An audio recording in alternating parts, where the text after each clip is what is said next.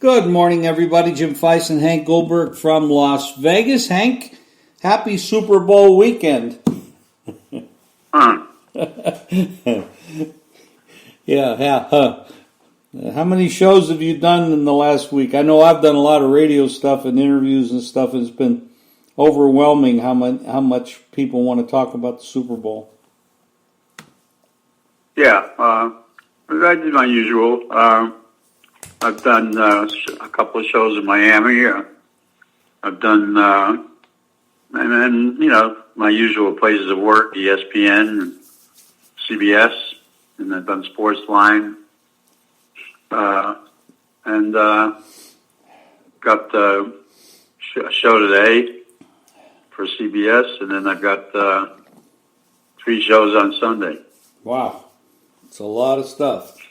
I've been watching a lot of the shows on Fox and ESPN and from South Beach. Beautiful down there this time of year, and the weather hasn't got disrupted at all so far. And a lot of good interviews. I saw Russell Wilson. I saw Jimmy Johnson. A lot of good players, and it's really, really good stuff. It's a big weekend. There's about 1,000 proposition bets you can make. The line is still the same, hasn't moved much. Line's not moving. Line's not moving. Nope. It's staying at 54.5 on the total. The line moved a little bit to 1.5, and then went back to 1. And it appears that the line is not going to move. That's pretty interesting. But there's a lot of money. It's also, people think that perhaps a lot of people are going to come into town from San Francisco, but the number's not moving. It's just it just hasn't gone anywhere, and it's not going up, from what I understand. A lot of big bets have come in. I think there's been 2 $1 million bets. One of them's a phony. The Mattress Mac one's a joke. He bets $1 million every year. He does it for publicity purposes, and he writes it off for promotion. And so let's not talk about that, okay? I think. Well, the one thing about it, and I agree with you, it is. It's pretty genius, though. He gets a lot of free publicity for that bet, and he could actually end up not even losing. And it's amazing how that... He doesn't lose a penny. He doesn't lose a penny on it. No, he doesn't. Because he writes it off for promotion. So it's not a real bet. It's not a real bet, but it's an ingenious move by him for his business. And that's my point. Yeah, I agree with you. It's not a real bet, but it's an ingenious move on his part to promote his business. And I'm sure I actually know 2 people that are thinking about doing the same thing in the future because they own businesses that they could do the same thing. They have plenty of money. Interesting. But that's beside the point. Any propositions that you've added to your portfolio in the last couple of days? Well, I think I like a couple of things I'm going to take a shot on. I think a missed extra point. That's a good. You get a good price on that. I took one. I took 175 on that. I like that. I got 30 to 1. 30 to 1 on that prop? Yeah. No kidding. Yep. Whoa. That's outrageous. That's incredible. I'm sorry. I bet $100 to win 300. Okay. That's 3 to 1. Right. That's a great price. I think it's very possible. Especially if it's a high scoring game, there'll be a lot of extra points hit. The odds get better. Yeah, that's a great price. Anything else?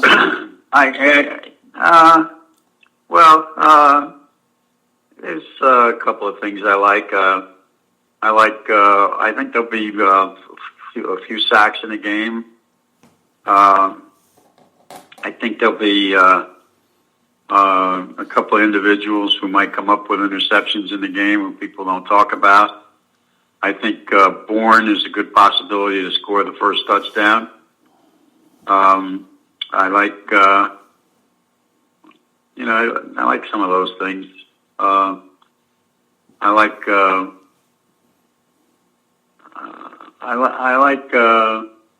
what was it? I thought that was a good play. I'm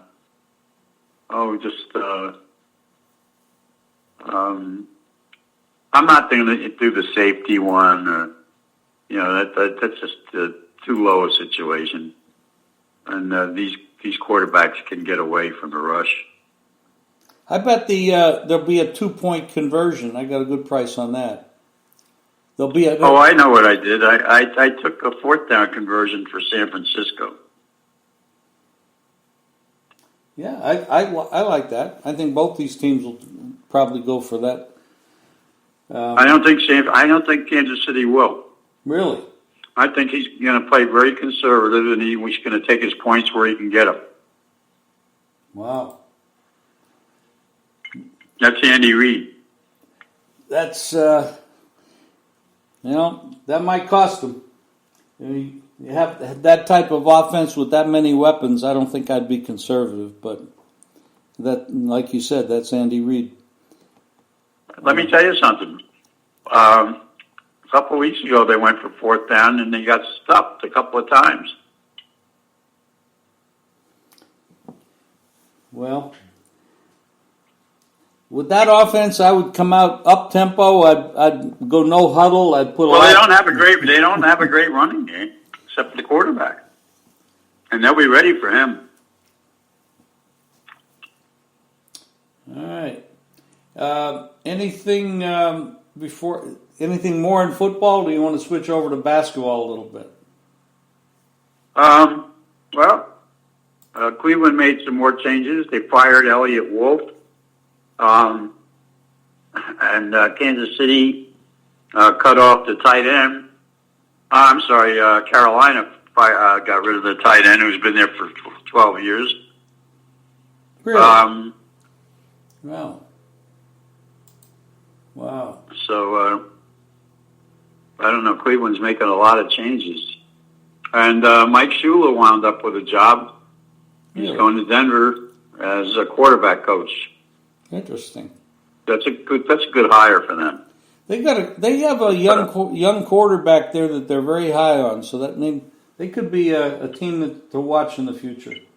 This year, actually. Well, Mike worked with the quarterback in New York, Jones, and did a great job with him. And Shermer, who is now the offensive coordinator for Denver, he hired Mike to go with him. Ah, okay. You mentioned the Panthers and what they did. I mean, they're making a lot of changes. They've got new coaches, and they have the new owner in David Tepper. They're very aggressive and making a lot of moves. They could be a team to watch. Yeah. I'm not impressed. No? He's a person. Well, what's he done? He's a young coach who had, a couple of good years in college. He's hiring a bunch of guys who have, bringing a guy with him who was a quarterback coach at LSU, who's 31 years old, with no NFL experience to speak. I think he had 1 year someplace in New Orleans. Got a young staff. You need some veteran assistance there. Now, that coach you mentioned, they had a pretty close relationship with Burrow. He's probably coming out number one. But Cincinnati has that pick unless they trade him. Well, no, this is not about Burrow because they have a couple of young quarterbacks, and that they're bringing along. So they're looking for somebody to coach those young guys. It's going to be a great off season to watch what happens, but we got a lot of stuff going on in basketball and baseball coming up, and golf there's some great golf matches going on, and everybody is going to watch what happens with Tiger if he's healthy and what he can do if he can hang around healthy. He could be dangerous. It's good for golf when he plays well. And then we got basketball, and I mentioned before before we leave the subject of Super Bowl, the point total, which is hung around 54.5 pretty much. Only 11 games have gone over that total in the history of the game. Super Bowls historically are not that high scoring for a couple of reasons. One, long commercial breaks. The breaks go forever. Some people watch Super Bowls so they can see the commercials. Because they get such a high rating, and a lot of people who watch the game don't know much about football, could care less about the game. The other thing is the halftime goes forever, and teams get very, very uncomfortable sitting in the locker room for all that time, and they come out like starting a game all over again. If you'll notice the quarter by quarter totals, point totals, third quarter point total is 10. That's not unusual to get a low scoring third quarter, because teams are starting all over again. It's almost like they have to make a lot of adjustments. They're rewriting their playbook, and they get taken out of their momentum when they have to go in and wait all that time to come back out. And the field can get a little bit, from the halftime show, the field gets a little messed up. So, excellent point. But those long timeouts are not helpful to the flow of the game. That's excellent points, Hank. Just for the fans' benefit, the totals on the quarters, it starts, the first quarter is 10, then 16.5 on the second quarter, 10.5 on the third, and 14.5 on the fourth. So you're right. It's like starting the game all over again. The first quarter and the third are the lowest, and you're 100% right. And then those points about the field getting messed up with all the stuff they have going on the field, excellent. And then again, we don't know we don't see any weather there, but you never know. No, there's no weather. The weather's perfect there. I talked to people there. They say it's beautiful weather there, and it's supposed to stay that way through the weekend. Good. Once in a while, you get a little wind that comes in from the east, but it's nothing serious. It's about as perfect condition as you can ask for. Although they did have an earthquake there early in the week. Yeah, which is not very customary for Miami. Yeah, both you and I spent a lot of time in Miami. I don't ever remember an earthquake down there. I remember a little rumble once, but it was very slight. It was from something that happened offshore, just like this one. The other thing is, as far as the game is concerned, I think the first score in the game is going to be a field goal. I took that prop. Especially with the conservative style, yeah. If that happens, I agree with you. Field goals definitely. What was the price on that? Not much, minus $1.15. Okay. I'm not trying to get off the Super Bowl, but I just want to mention that the Lakers are hosting Portland tonight. Lakers are a 13-point favorite, and this is the first game for them. This is a big memorial for Kobe.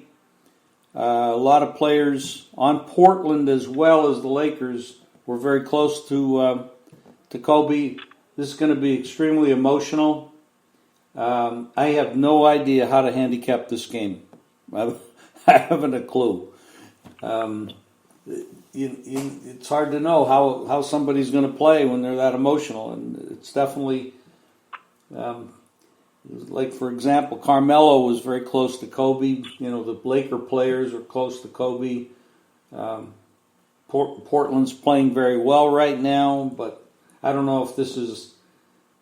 I have no idea. You have a clue? No, I'm just going to stay away from that game. There are too many extraneous things going on from a betting standpoint. It makes no sense to play it. I agree. There's a lot of other things to play. Of course, we do have the college basketball tonight, which the card isn't very big, and there's nothing really compelling, unless you see something you want to talk about. But then we have a big Saturday card, which is a monster, and that will be amazing to just handicap all those games. If you Xavier, Seton Hall, Creighton, Villanova, you got all the big stuff going on out there in college hoops on Saturday, which is typical. The Saturday card is always very big. You got Dayton playing, they're playing Fordham, that's nothing. Rutgers has played very well this year. They're playing. Penn State's at Nebraska. There's a lot of big Rutgers is playing Michigan. Rutgers is playing Michigan at home. Well, actually, that game is in Madison Square Garden, so it's not really a home game for them. Rutgers' program is really on the rise. It really is. They do nothing but win. North Carolina has won a couple of games now. They're playing Boston College. Kentucky-Auburn's a big game. That's a great game. Yeah, it is. And Baylor, the number one team in the country right now, hosting TCU. Baylor has been absolutely strong. I mean, they go on the road. A lot of people think you can fade them, but they just win and cover. They're just playing great. I'll tell you a team that's playing very well right now is Tulsa. Frank Haight's done a great job with that team. They're playing Wichita State at home. They just keep winning. They've got good scoring. They've got good rebounding. They can run the court. I've been watching them. They're a very good ball club. They certainly are. And that's Wichita State. We should mention that they're ranked 23rd in the country, so that's a very big game for Tulsa to. Everybody would like to knock off a ranked team, and I'm sure they'll want to do that. They're 14-6 on the season, where Wichita is 17-3. A lot of good stuff out there. I think Tulsa's a better team. I have no lines on these games yet. They have not come out, but they'll come out about 3 o'clock today. You'll start to see numbers. But it's going to be a great card, great Super Bowl. I'm really excited while watching this. I'll tell you one other team to watch a little bit if they're getting points, and that's Massachusetts. Playing well. They're playing very well. Who are they playing this weekend? I think they're playing Davidson. Yeah, Mass has played well this year. It's not a program we usually talk about, but they have played well. It's all about picking up some point spread wins, and that's they're doing that. Anything else, Hank, you want to cover today? No, it's a big weekend. I called you last night to ask you about props and the origination of the props, because Jerry Eisenberg is writing a column about that, and he asked me about it. And I guess it's hard to imagine for people who haven't been around that long Super Bowls without proposition bets. Yeah. But apparently it really started in 1986 with the Chicago Bears, and they made a proposition at Caesars about the refrigerator and would he score a touchdown or not. Was that? And it got huge attention. It did, and he did. He did score. Was that Art Manteris that made that prop? Yeah. Very creative to do that. Good job. Well, it's certainly taken over now. I mean, there's got to be 1,000 props out there when you start to look at all the books here in Nevada, and then the stuff. And the Jay stuff, Cornegay, who's sportsbook director at Westgate, says they do more business on props than they do on the game, and the proposition bets have saved the sports books out here when they've taken a beating on the game. imagine. And now with New Jersey open, with all the sports, the things that they're doing out there, and all these the sites, they're doing different types of props than we are, and it's amazing what's out there. And there are some. Well, here's a prop for you. Harden will score more points than Mahomes will attempt passes in the game. Well, I'll tell you what, the way Harden's shooting the ball right now, that may not happen, because he can't. He has been cold as ice lately. And they just let him. Don't foul him. Just let him shoot. He's just ice cold. And I don't know, how many passes do you think Mahomes will throw? I'm going to say probably 35 plus. Yeah, I think probably over 40. Over 40, okay. Yeah, if they're behind in the game, he's going to throw every down. Like you said, they don't have much of a running game that they lean to, so you're probably right. Maybe even 50. Possible. All right, Hank. If he throws 50 times, they're going to lose. It usually is the case. Usually the offense that has balance and runs the ball and plays good defense usually wins these games. Yep. Of course, we all know that the NFL has skewed the rules to favor the offense, so that's always a question. And then, of course, how are the calls, the referees, and what are they going to call? And they're going to make bad calls, and are they going to call every holding play? And because there's holding on every play, or how tight are they going to call it? There's a lot of question marks, but there are question marks in every game. Hank, have a great weekend. Good luck with all your bets, and I know you've been doing very well. Continue success. Okay, Jim. Have a good weekend. All the best to you. Thank you, Hank. Bye-bye.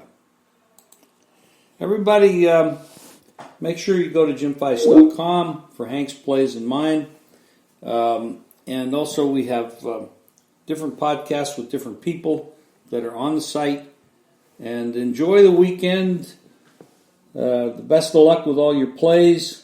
And I haven't kept it a secret. I'm betting San Francisco. I took them on the money line. And I'm not super excited. I think it's mostly a toss-up. Could go either way. But I'll be very active in-game. And I have a lot of props. There's a lot of props on the site, so go to the site for that. But I'll be betting actively in-game because I think that's where the angles will be. We'll be able to see. Like, for example, I don't think a coach that plays conservatively is doing the right thing. I think that you have to come out, do what you do well. And if I had the offense that Kansas City has, and I agree with Hank, I don't think it's going to happen, but I'd come out, I'd go no huddle. I'd put a lot of pressure on the San Francisco defense because they won't be able to make changes on their defensive calls and players by bringing players in if you're going to up-tempo. With that offense, with those track stars that Kansas City has, that's what I would do. I don't think Reed will do that. I think he's a conservative guy, like Hank said, and I don't think he'll do that. And I think it would be best if he did it, but I don't think he will. And that's why I think San Francisco will win, because they have the better defense and running game and some pretty good coaches. Shanahan, Kyle, and his dad, and I know his dad's involved with the team and with Kyle, and I think they have some pretty good plans, and their defensive coordinator is one of the best in the business. And it's going to be a great game. Enjoy, everybody. We'll talk to you again soon.